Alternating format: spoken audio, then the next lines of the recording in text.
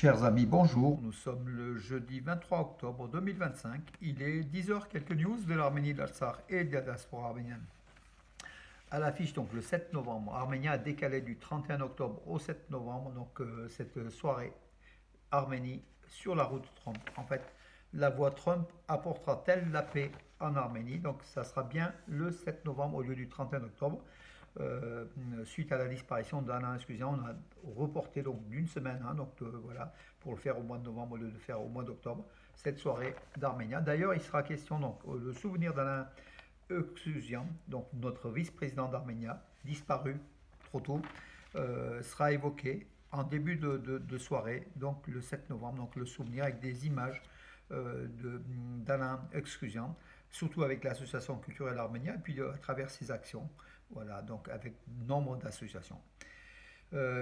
L'immense intérêt international pour le Caucase du Sud est un atout qu'il convient d'exploiter à bon escient, a affirmé donc Nicole Pachinian lors du 5e forum de la route de la soie qui s'est tenu donc hier à Tbilissi, capitale de la Géorgie. Donc voilà, en présence donc du Premier ministre azerbaïdjanais Ali Assadov, et également en présence du Premier ministre géorgien Irakli Kobakhidze.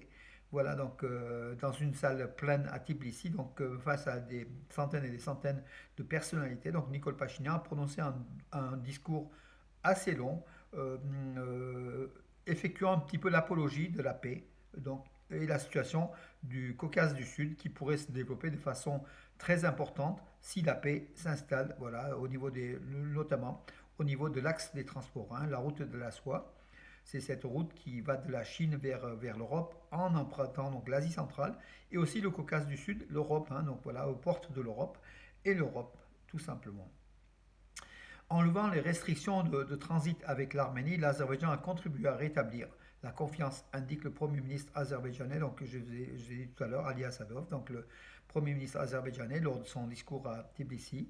Il dit les accords conclus sur l'agenda du processus de paix entre l'Azerbaïdjan et l'Arménie revêtent une importance historique pour garantir une coopération stable dans la région.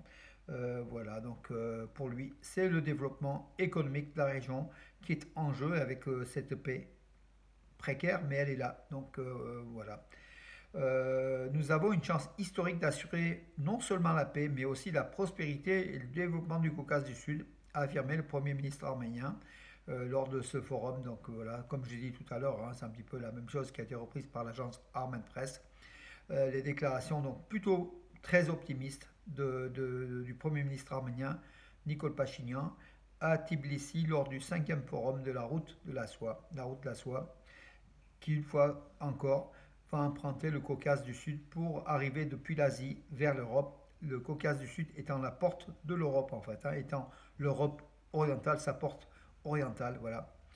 Euh, à Yerevan, donc la mairie de Yerevan a proposé de rebaptiser donc la rue euh, donc Leningradian de Leningrad en fait, hein, baptisée au nom du milliardaire et philanthrope arménien qui a beaucoup aidé l'Arménie, hein, arméno-américain, Kirk Kerkorian, qui était né en 1917, qui a disparu en 2015. Voilà, le milliardaire américain. Donc il aura une rue, une grande rue à Yerevan, la rue Leningradian. En plus, Lénine, c'est la période soviétique. La page doit être tournée puisque Lénine, malgré tous les biens qu'on lui a prêtés, Lénine était aussi l'ami de Mustafa Kemal Atatürk, l'autre génocideur. Il a livré des tonnes d'or à la Russie soviétique de Lénine justement pour triompher contre les capitalistes et puis surtout pour les États musulmans d'Asie centrale pour les rendre soviétiques, enfin ça rapprocher de l'Union soviétique. Voilà aussi des méfaits de Lénine, hein. Donc on parle que beaucoup des bienfaits qu'il a effectués, mais il a fait beaucoup de mal. Et pour l'Arménie, c'est aussi, voilà, c'est bien qu'on ait tourné la page de Lénine. Donc Leningrad, la rue de Leningrad va être changée sur décision de la ville d'Erevan en rue Kerkorian. Voilà, bravo. C'est une belle et bonne décision. Donc voilà, Kerkorian qui tenait beaucoup à l'Arménie et qui a dépensé une fortune, hein, plus d'une centaine de millions de dollars à l'Arménie, hein.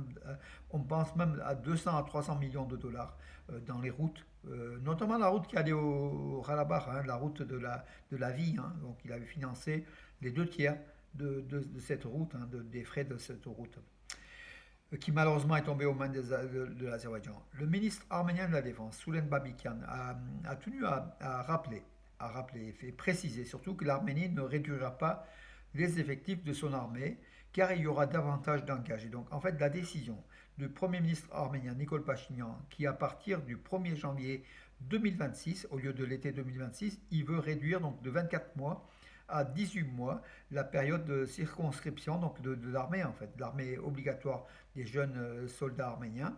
À partir du 1er janvier, bien sûr, ça va réduire l'effectif, hein, puisque de 24 mois, on va passer à 18 mois. Mais Soulen Babikan, il a dit que justement dans le plan quinquennal de 5 ans, il y a eu des milliers de recrues, de volontaires, engagés dans l'armée arménienne, donc une armée de professionnels plutôt. Voilà, ça va venir compenser la réduction des appelés.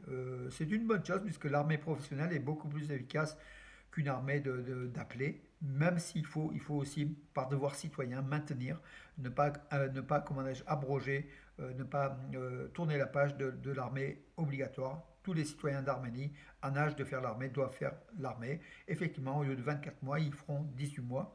Le reste sera compensé par les engagés volontaires qui sont beaucoup plus professionnels et sans doute plus efficaces lors de conflits.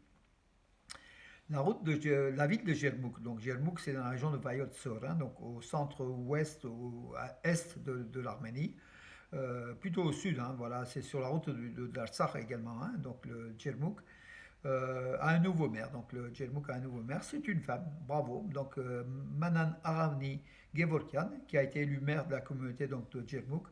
L'information a été communiquée par l'administration de la communauté. Rappelons que Vaken Arsenian, qui occupait auparavant ce poste de maire, a démissionné pour être nommé gouverneur de la région de Vayotsol, justement. Voilà, donc une femme remplace donc ce gouverneur de la région de Vayotsol. Donc Jermouk, ça va être la capitale de Vayotsol du coup, hein, puisqu'en fait, tant la mairesse tant la maire que le gouverneur est originaire de Jermouk, Vaken Arsenian. Jermouk qui avait subi une attaque azerbaïdjanaise en septembre 2022, hein, l'attaque azerbaïdjanaise de l'armée azerbaïdjanaise, les Azéris qui sont installés, qui ont détruit pas mal de choses à Jermouk et qui sont toujours installés sur les hauteurs à quelques kilomètres de la ville de Jermouk, en territoire souverain de la République d'Arménie. Donc ça fait partie des 220 km² occupés toujours par l'Azerbaïdjan et dont Pachinian, il faut aussi qu'il règle cela avec son ami, en guillemets, ses amis Aliyev et surtout Erdogan. Voilà les informations, mes amis. Et puis, donc, Pachinian a déclaré donc hier que le cognac et le champagne ne peuvent pas être produits en Arménie, pas plus que le Jermouk, puisqu'en fait, on produisait du Jermouk, appellation Jermouk au minéral, à Dilijan. Dilijan qui est dans la région de Tamouche, au nord de l'Arménie. Or, Jermouk, c'est au centre, plutôt au sud. Des entreprises donc fabriquaient du Jermouk, appellation Jermouk, étiquette Jermouk, donc l'eau minérale très connue, hein, de Jermouk, mais ils fabriquaient ça à Dilijan, dans la ville de Dilijan, dans la région comme j'ai dit, de Tavouche, hein.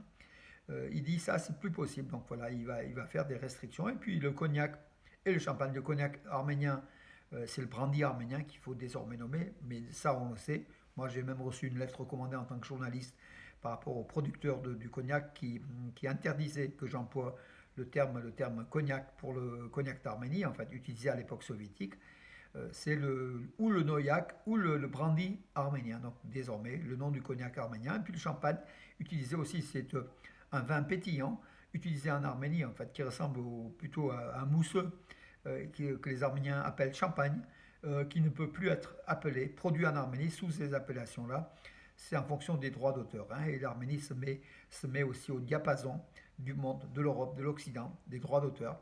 Et à juste titre, Pachinian a rappelé cela, qu'on ne peut pas parler ni de champagne, ni de cognac, ni de Tchermouk dans des endroits où ils ne sont pas produits, où il y a une appellation d'origine contrôlée.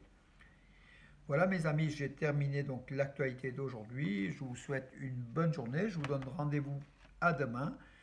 Et puis, je crois qu'en fait, la période de pluie ici va se terminer. En tout cas, bonne journée et à demain, mes amis.